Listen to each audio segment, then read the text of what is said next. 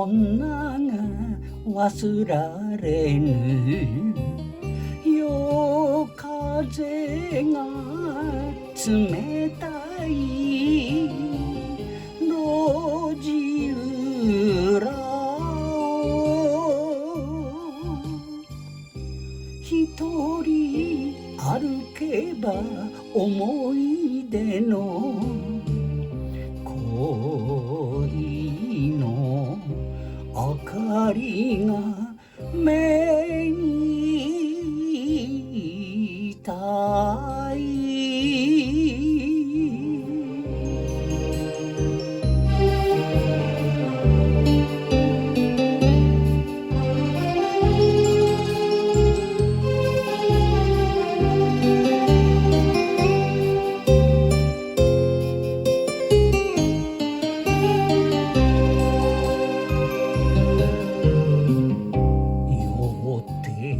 未練が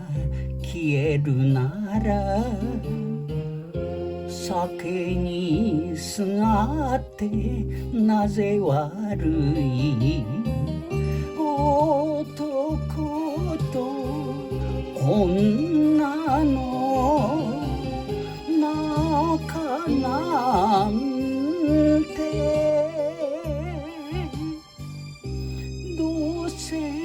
他人やわかるまい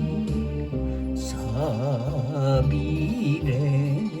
酒場の一人酒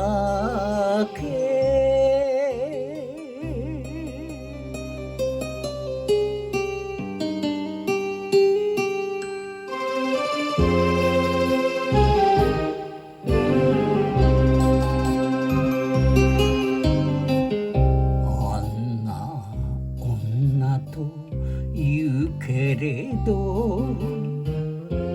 命燃やした時もある二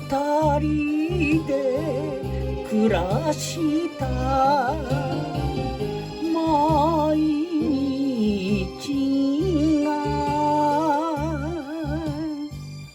昨日のように目に浮かぶ辛さわかるか夜